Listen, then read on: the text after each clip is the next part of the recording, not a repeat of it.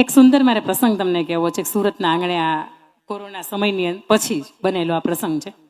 એક સ્ત્રી હતી, એણે બીફાર્મ કર્યું અને બીફાર્મ કર્યા પછી એમના પિતાશ્રી ખેડૂત, એને માંડ માંડ ભણાવીએ દીકરીને અને પછી નક્કી કર્યું કે ભાઈ મારી દીકરીને લગ્ન કરું ને તો 25,000 30,000 35,000 કમાતી હોય આવું ઘર કુટુંબ ગોતું. કઈ વાંધો નહીં, ઘર ગોત્યું. એવું છોકરો એમ.ફાર્મ કરેલો, 3 ભાઈઓનો પરિવાર, સાસુ સસરા, ઘરનો બધાને થઈને 10-12 જણાનો સંતાનોને સાથે પરિવાર. લગ્ન કરીને આવ્યા પછી દીકરાની વહુ 2-4 ઇન્ટરવ્યુ આપવા ગઈ એટલે તરત હાહુબાઈ ના પાડી, જો મોટી નોકરી નથી કરતી, વસલી નોકરી નથી કરતી એટલે તમારથી નોકરી થાય નહીં. લાગ્યો ડાયરેક્ટ 555 વોલ્ટનો ઝટકો. તો અઘરો લાગ્યો, અઘરો. છતાં એને પિતાશ્રીને ફરિયાદ ન કરી. કાંઈ વાંધો નહીં બા, તમે કહેશો ને એમ રહેશે. તમે રાજી? કાંઈ વાંધો નહીં, રાજી. મોટા ભાઈને ત્યાં 2 સંતાન, વચ્ચેનો ભાઈ છે ને 1 સંતાન, પોતાની ત્યાં 2 સંતાન, 2 દીકરાઓ નાના, ત્યાં ઘર આખો 12-13 જણાનો પરિવાર. પોતાના પતિ ખૂબ સારું એવું કમાય. વચ્ચેનો ભાઈ હતો, એનો ધંધો મીડિયમ હતો. નાનો ભાઈ, મોટો જે ભાઈ હતો એને કંઈક ધંધો સારો હતો. સસરા ને સાસુ નિવૃત્ત થઈ ગયા હતા. સુંદર મજાનો પરિવાર ચાલે. એમાં સુરતની અંદર એક સુંદર મજાની જગ્યાની અંદર બંગલો, અને બંગલાની અંદર આખો આ પરિવાર કિલ્લોલથી ને શાંતિથી મોજથી રહે. સમય એવો આવ્યો કે પરિવારમાં એકેયનું મેડિક્લેમ નહોતો અને ઘરની અંદર બધાને કોરોના લાગુ પડ્યો. 6 કે 7 વ્યક્તિ તો એવા કે વેન્ટિલેટર ઉપર હતા. એક વ્યક્તિનું, એક બાળકનું દેહાંત થયું. પરિવાર આખો ધોવાઈ ગયો. સાહેબ માંડ ઓક્સિજનના બાટલા મળે આવી પરિસ્થિતિ. અને આવા સમયગાળાની અંદર એ સ્ત્રી ઈચ્છે ને છતાંય કાંઈ ન કરી શકે. જોયા કરે શું થશે, શું થશે, શું થશે. રોજ ભગવાનને પ્રાર્થના કરે. પરિવારની માથે પોતે નાની હતી, સૌથી નાની હતી, અને નાની હતી ને વહીવટ કરતા એના ઘરવાળો હતો ને વહીવટ કરતો હતો. એટલે બધાયનું મેડિક્લેમનું બિલ કરવાનું, માલ મિલકત વેચી નાખી, ધંધો વયો ગયો. પોતાની જે નોકરી હતી ને 70-75 હજારની એ વહી ગઈ, કંપની બંધ થઈ ગઈ. ઘરની અંદર ખાવાના ઘટે. સાહેબ દરેક વ્યક્તિ હોય ને 10-10 દસકા આવતા હોય ને, જીવનના કદાચ 100 વર્ષ રહેતી હોય તો દસકા બધાને હરખા નથી આવતા. આવે ને ત્યારે જીવી લેવાનું મોતથી, ક્યાંક વાવી લેવાનું ઉગે.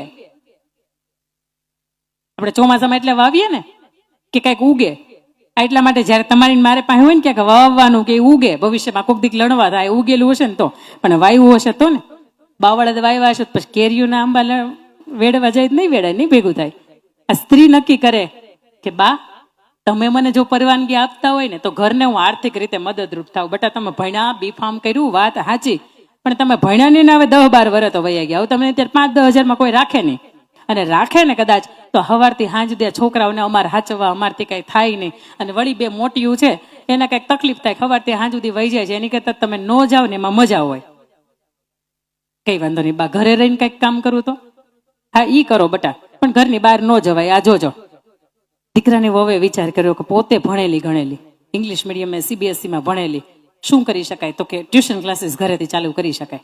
ટ્યુશન ક્લાસીસ ચાલુ કર્યા. 4 જેટલી બેચ ચાલુ કરી. સવારથી લઈને સાંજ સુધીમાં CBSE ભણતા 1 થી 10 ધોરણના 4 બેચમાં અલગ અલગ ટ્યુશન ચાલુ કર્યા. બીજી તો કે પોતાની પાસે કળા બહુ સારી હતી, પેઇન્ટિંગ બનાવવાની. પોતે બેઠી પેઇન્ટિંગ બનાવે જ્યારે પણ સમય મળે ત્યારે. એ પેઇન્ટિંગને વિદેશમાં એક્ઝિબિશન ગેલેરી, પેઇન્ટ ગેલેરી ક્યાં ભરાય છે, વિદેશની અંદર મોકલે. અને ત્યાં જો કોઈને ગમી જાય $100, $200, $500, $1000 ક્યારેક પોતાનું ચિત્ર છે ખૂબ સુંદર મજાનું આવી રીતે વેચાય. અને ત્રીજી વાત કે ગુજરાતની અંદર એક એપ્લિકેશન બનાવી કે એપ્લિકેશનના માધ્યમથી પોતાના અંડરમાં એવી દીકરીઓને પોતે ભેગી કરે કે જેમને મહેંદી મૂકતા આવડતી હોય. ધારો કે સુરેન્દ્રનગર છે, પાલનપુર છે, મોરબી છે, રાજકોટ છે, સુરત છે, વાપી, વલસાડ, નવસારી, આ બધામાંથી ગુજરાતની અંદરથી દરેક સિટીમાંથી એ દીકરીઓ ભેગી કરે.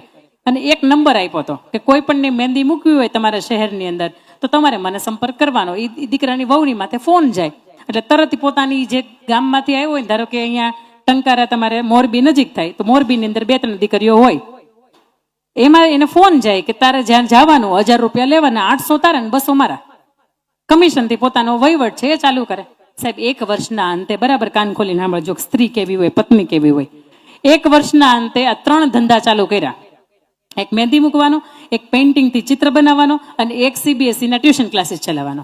વર્ષના અંતે આ 3 ધંધામાંથી 11,89,000 રૂપિયા કમાય. 89,000 રૂપિયાનું ઘરની અંદર કરિયાણું ભરે.